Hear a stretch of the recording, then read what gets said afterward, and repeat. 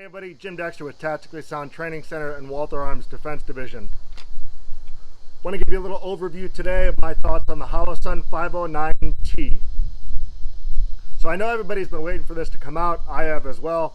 A bunch of officers and agencies have been asking me what my thoughts are on it. It being an enclosed emitter and another Holosun product that's following their line that people have had great success with. So CNH Precision already had one of these in their hands in order to start milling plates and getting all their CAD specifics and everything in order to get everybody set up as soon as these start to hit the market. Buck was kind enough to send me his for a little bit so that I could get some thoughts on it and get some thoughts out to you all so that you're prepared once this thing starts shipping to market. So go over first off some of the specifications on the 509T from Holosun. The Holosun 509T is currently a red dot version that has a 2 MOA dot along with a 32 MOA circle option and a 32 MOA circle with 2 MOA dot. So similar to what you're seeing with the 507Cs that are out there right now. So with your ability to change your reticle option so that you can choose whichever one you like, whether it be that 2 MOA dot only, the 32 MOA circle only, or the 32 MOA circle with the 2 MOA dot. The 509T takes a CR1632 battery that is in the side load battery tray right here. So that's a nice feature. Some of you are always concerned about where my battery is being mounted at, whether I have to take the optic off or not. In this case, you will not have to. It is a side load battery tray. It has a 50,000 hour battery life on setting number 6.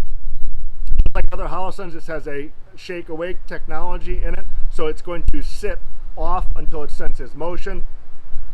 In my experience with that technology, it's been flawless. There's been no concerns about it coming up and not having the dot. All of my 507s, my C and my K, will shake awake with no problems at all. As far as setting 6, it's a usable setting. I've gone up and down throughout. It has 10 settings for daylight and 2 night vision optic settings, which all work perfectly well. I was training with Bill Blauer's Tap Rack Tactical the other day, and we were basically in Africa.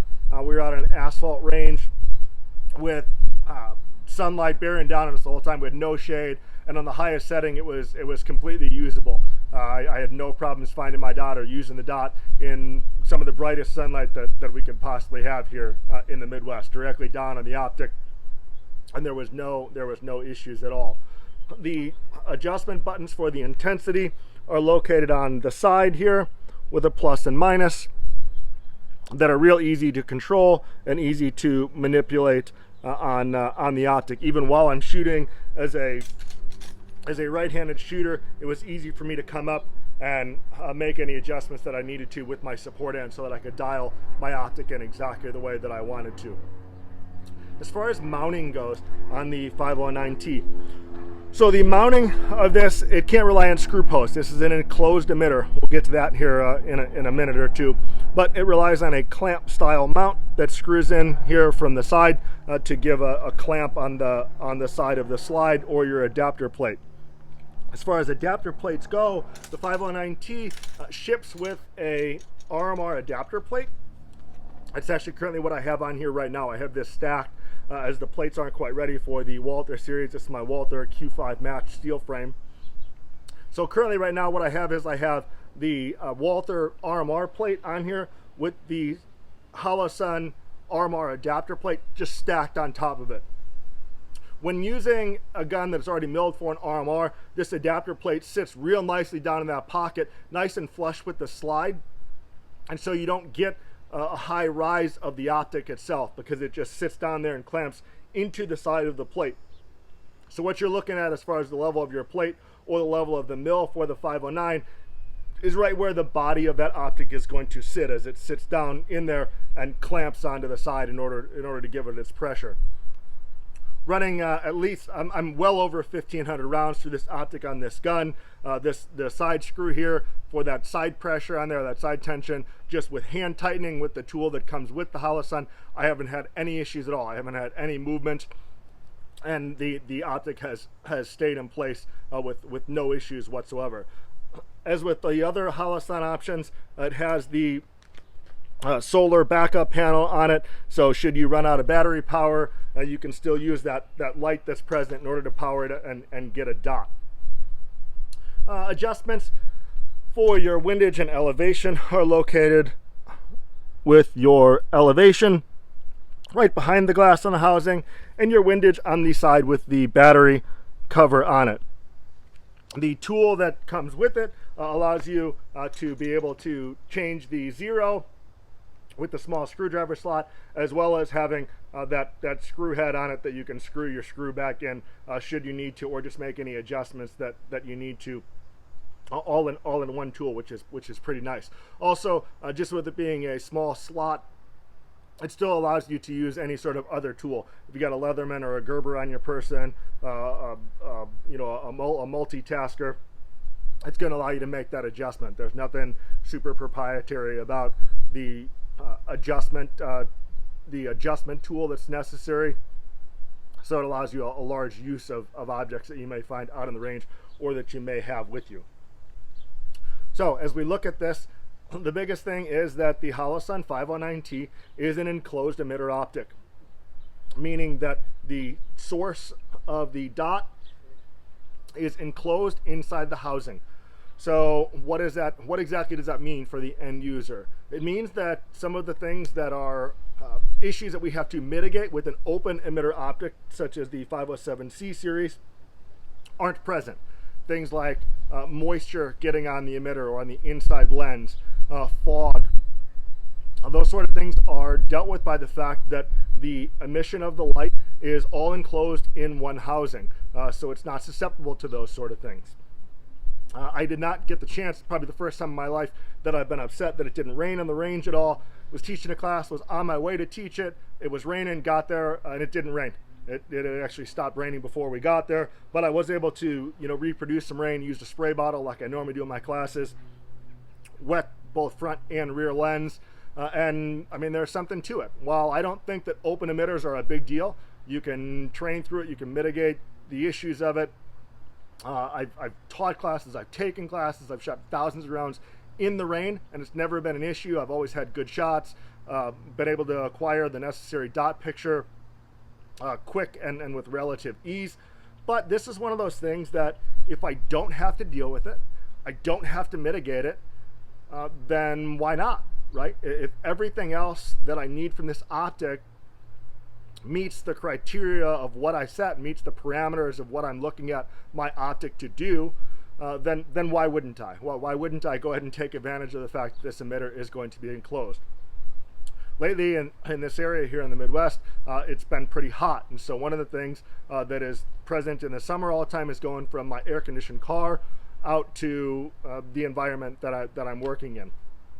I've noticed no issues with fog at all. That's one thing that I have to really be up on, is applying my cat crap on my open emitter optics, because getting in and out of my squad car, with that air conditioning going out into 90 to 100 degree heat, fogging is an issue. With the 509T, with the enclosed emitter, it's not. So when I talk about this idea of setting parameters, I get asked a lot about different optics and T&E programs and what should we put in policy, what should we issue our officers. My take on things is always that you should set the parameters that you want the optic to meet, and then assess the optic itself. I'm not a fan of just blind loyalty to one maker or one type of dot. I think that the optic should stand on its own off what it brings to the table in the defensive use of a firearm. So what I look at is I look at things like battery life, I look at the quality of the dot, I look at durability, and ease of operation as far as battery changes, mounting, all of the things that a department armor or an end user may have to deal with in the long-term life of an optic on a defensive firearm. So as you look at these parameters, the things that battery life, with that set 50,000 hour battery life on setting 6, well, I haven't had this long enough to fully assess that battery. From what I know from people who have them, the battery life just hasn't been any real issue in things. So that setting 6, again, is a usable setting. It's something that I could run it on every single day, and it's no big deal. Having shake awake technology is going to give me that little bit of enhanced battery life, so I don't have to worry about that optic constantly being on or shutting it off in order to conserve battery life. It's already sitting in a lower draw power setting, so I don't have to worry about that thing constantly having a draw even when it is not in use. But I also know from at this point now, thousands of draws I've done with this, that I'm always going to have my dot. So the fact that it sits asleep and wakes up under movement, there's no concern that it's not going to be fast enough or there's going to be a lag in the optic turning back on. It's been flawless on every single draw I've had the dot. So so far it's checking the box for battery life and for what it states that it's going to be with that 50,000 hours. We'll see what that really pans out as. But again, having that shake away technology is going to lend this optic to having a longer battery life. The dot quality itself. So this is probably the cleanest dot I've ever looked at. Being an enclosed emitter, the dot is just super crisp. It is a nice clean dot, and the biggest thing about this being a nice clean dot is that it remains a nice clean dot because it's an enclosed emitter. The source of the light that's bouncing off the glass is sitting in there covered up the entire time. And so no matter what my lighting conditions are, no matter what my environmental conditions are, the dot is staying exactly the same the entire time. I don't have any change in its appearance.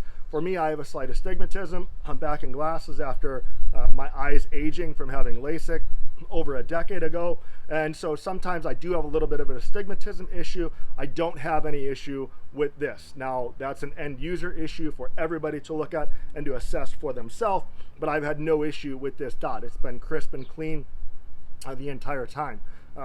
Again, the elements don't affect this dot, so it gets a major check in my book for the fact that when the emitter gets wet on open emitter dots, that dot could change its shape or change its size pretty significantly, depending on where that drop of water hits it, depending on what that light source does when it gets wet. That's just not present with the 509T because it has the advantage of being enclosed.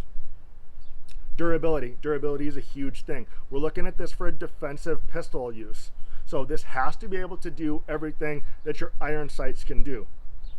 If it's not going to be able to withstand impact, if you're not going to be able to slam it off an object, if you're not going to be able to drop it at least once and then pick it up and have it immediately be usable, then it shouldn't be on a defensive use firearm.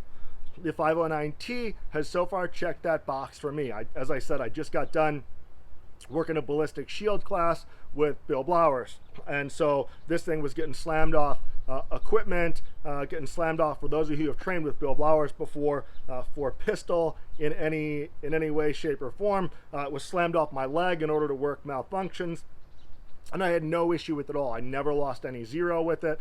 I never didn't have my dot there. It just checked the box for durability, and I was able to do everything with this optic that I was able to do with an iron sighted gun, and trust that my dot was always going to be there and be in the spot that I expected it to be in. There was no shift, no change in zero. I've clunked it around a little bit. It's been in and out of holsters. I've done some manipulations with it, awesome barricades, and no issues at all. It's remained at zero. It's retained at zero. There's no damage to the housing, no damage to the glass, and it's remained exactly what I would expect a defensive red dot optic to be, with the types of abuse that I've put it through that would be common in a defensive context of a pistol engagement. So as we look at agencies and officers, operators, end users, and something that may not be important to an individual but might be to an agency, and that's ease of operation in its mounting and in battery changes. So ease of operation in mounting, again, with this side clamp screw on here, it's super easy to put on and off. So taking it off for routine inspection, taking it off to assess a plate, anything, swapping it out to a different gun, different officer, super easy. Just turn the screw, pop the optic off, put it back on with hand tight with the tool that's provided, or a Torx head that you already have inside your armory, and you're good to go. The ease of use in this thing is an absolute check in my book. Probably one of the easiest that I've seen. It doesn't require any thread lock or anything from what I've seen in order to make it stay on. Just hand tight, and it hasn't moved or backed off in the slightest bit. I've never had to adjust the tension on here once I got it hand tight on there. Battery use, again, this side load battery, it being a 1632, no big deal. Just get them, have them stocked in your armory or in your house. This side load battery tray, a small screwdriver head, or again the tool that Holosun provides. Back that screw out, pop that tray out, put the battery in, slide it back in, screw it back on, and you're good to go. The one thing I wish this did have is that I wish that the screw was set in order to stay in, so you can back that screw out. So just make sure as you're backing that screw out that you don't lose that little screw. Not a big deal, it's just something to be aware of. Still easier than your other optics that you have to take off and then put back on, especially for a department armor who may be doing a lot of these. Also, this RMR plate. As far as agencies that already have either milled guns or already RMR ready guns, this plate that comes on here that comes with it is really a great feature. I think that Holosun really did a good job of ensuring that you weren't going to have to do a lot to get up and running with the Holosun 509T. Slap this plate on there, screw the plate down, attach your optic, and you're good to go. You don't have to absorb an additional cost of having the gun remilled. You just throw that plate on there, attach the optic, and you're good to go. So overall, I think this optic is going to be a fantastic option. Again, I don't think that open emitter and the mitigating issues that you can have with the elements such as fog, rain, debris that can get in there, I don't think that that's one of those catastrophic things that you absolutely have to go to an enclosed emitter. You can train through that. It's not as big of a deal as people think. When you look at defensive engagements, there aren't many that occur in the rain, but if we can make those issues non-existent, why wouldn't we, right? If I don't ever have to worry about reapplying cat crap for anti-fog purposes, if I don't ever have to worry about mitigating the elements of rain or debris getting in there in order to make that good shot, and I'm still meeting all of those set parameters of what I'm looking for in my red dot, why not, right? And so for me, the Holosun 509T is going to be that answer. I will 100%, as soon as they start shipping to distributors, whenever that may be, I will absolutely be picking up one of these, getting a CNH plate, and this is 100% going to become my optic choice for duty and defensive carry use.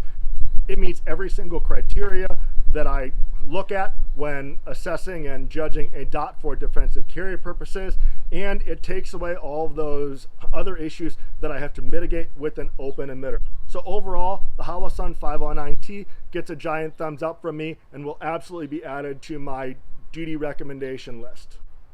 Go to Holosun's website, check out the 509T, go to Big Tex Outdoors, get yourself on that waiting list. Remember, discount code TACSOUND saves you some money. And as always, get trained, stay equipped, be willing.